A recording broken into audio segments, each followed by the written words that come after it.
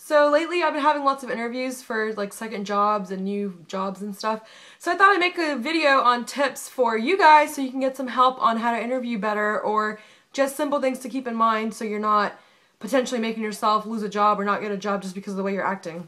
Number one, women and men, if you're going to a job interview, whether it's for Target or if it's for a bank or if it's for like some kind of institution, always dress to impress. Never underdress. Always you want to wear like a blazer, a jacket, a suit, skirt, button-up shirt, collared shirt, dress with leggings.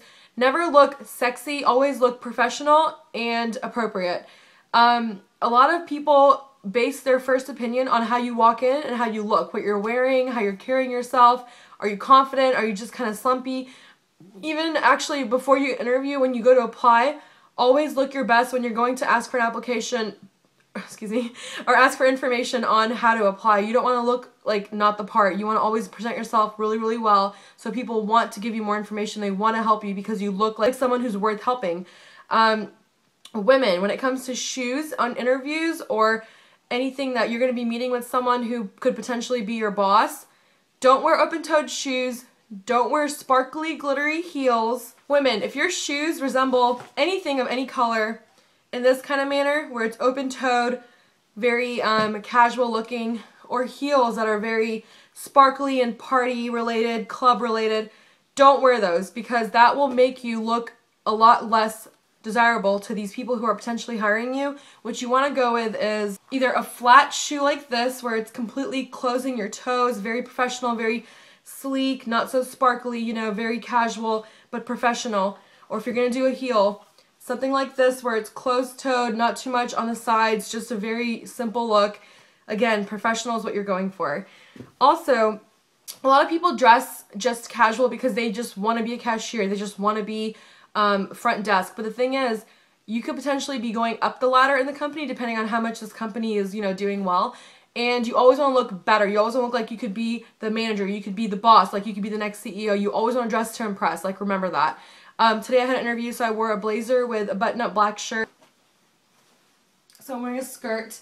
And with the skirt, I wore tights because this specific place wanted, I knew someone that was in there. In this specific place, I knew someone there. So they mentioned to me that they like when you wear tights with skirts, not just bare leg. And they don't like your feet to show as well, so I wore the flat shoes with the tights on them. So always, always, always dress to impress. Next couple of things, you want to always look confident. You want to do your hair the best you can. Whatever makes you feel best, if it's curly, up, down, straight, moussed up, whatever makes you feel best, do it that way so you're confident going into the interview. Also, earrings and jewelry, things like that, necklaces, never have too much going on. You always want to look sleek and professional no matter what the job is that you're going for. I always do studs because it still shows that I care to like add that little extra character to my look or whatever, but it's not in their face like dangling and sparkling too much because it's just, you know, a little bit, it's a little stud. Nails, if you're going to have them painted, always make sure they're matching and even. Don't have chip nails. It actually says a lot about you. You may not think that, but people who are hiring people think about these kind of things. It can be considered lazy if you just have like random colors and like chipped up and all nasty looking. If you're going to have a professional white tips look, then make sure they're all even and, you know, groomed and like they don't need to fill in right away. Like, you know, always look nice. As far as makeup, you don't want to do over the top. You never want to, unless you're applying for like a beauty consultant or a MAC hair person or a makeup person, you don't want to look over the top. It actually does less for you. So I always personally, just my eyes, I just do a very, you know, eyeliner, mascara, a little bit of eyeshadow, just a little bit, and a little bit of eyeliner on top. Sometimes I put bronzer on my cheeks. Today I did not, but very, very like professional. Again, that's the key word here, professional. You don't want to do over the top. Once you're in and you're hired and you see how others around you in that environment are acting and how they're dressing, then of course like you can up it more or down it more depending on like what level you're on. But at first, just to have that first impression, like you always want to just be basic and professional, nothing over the top. Never, never, never chew gum. You can have mints and gum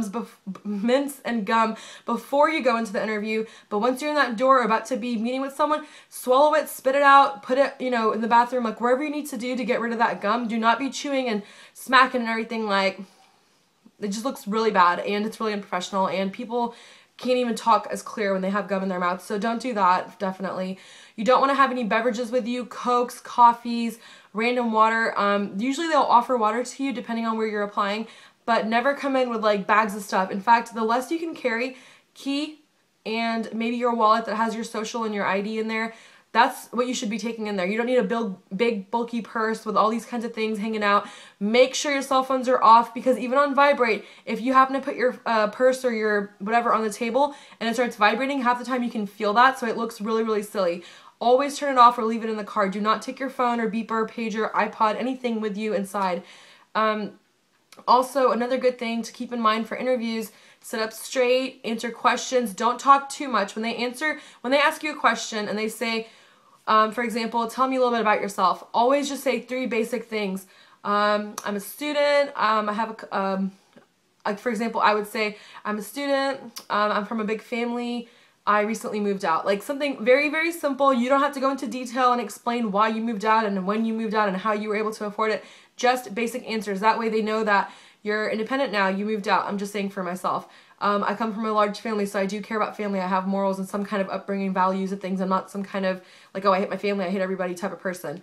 And also, I mentioned that I am a student, so they know that I'm, you know, working to bettering my future. So you just want to say a couple of things, maybe even just 2 sentences.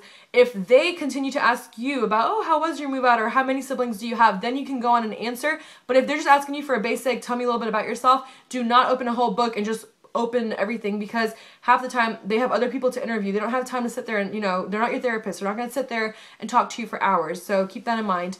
Also, when they do answer or when they ask you questions, it's very important to answer the question. A lot of people hear something, but they don't actually listen to what's being asked. Perfect example would be if someone asks you, I'm trying to think like what could be. Okay, so if a very common question is, tell me about a time where in your previous job you had a situation with a customer that you had to solve or fix or help. How did you take care of it and what was the outcome? So many people don't understand that they're just asking for you to make yourself look good. Make up a fucking story if you have to. Like, just make it up. Like, anything that looks plausible and real and it actually could have happened that way, and then do that. Let's just say you're at a grocery store and a lady was getting food. You happen to notice that she complained and she said that the fish that she was buying, she noticed now at the register that it's all messed up and nasty, and you took it upon yourself to go back there and get her a new one, a fresh fish. You took care of the customer, you solved the problem. She wrote a comment card and said, oh my god, this was the best service ever. This lady, this cashier helped me so much. She was so nice and genuine and blah, blah, blah. Made you look good. The manager liked you, you know, pat on the back. It makes you look good. It makes you look like you care about people. It's covering all the things. A lot of people hear this question and they just say crazy things like, they'll just make up stuff like, oh yeah, like this one time I was doing really well, so I got more hours, and like I help a lot of customers, I really care, and I'm very genuine. You can answer and say that you're genuine, you care, but until you see an example, they're looking for an example. They want specific situations, things that, what happened, how did you fix it, what was the outcome. They don't want to know that you're caring and yeah, like you are able to perform. Like they know that. That's why you're potentially getting an interview, because they think that you're able to. They just want to be convinced that you are able to, in fact. And from there, they'll obviously look at you, and if they hire you, then they'll see if you are. But little tips I wanted to add, and I'm just trying to think like what else possibly could be added to this. Cell phone, story.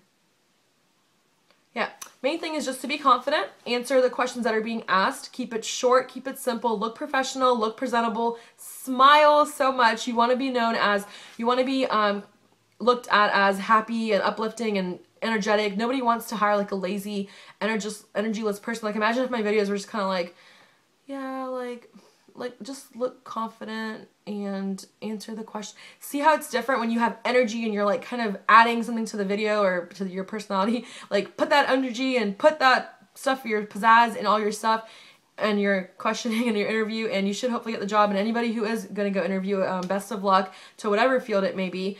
And yeah, so that's just a few little tips. And if you have more, add them to my comments. Leave a comment for people to see. And if I think of more, obviously I'll make a part 2. But yeah, just give me a thumbs up and subscribe to my channel. And thank you so much for watching.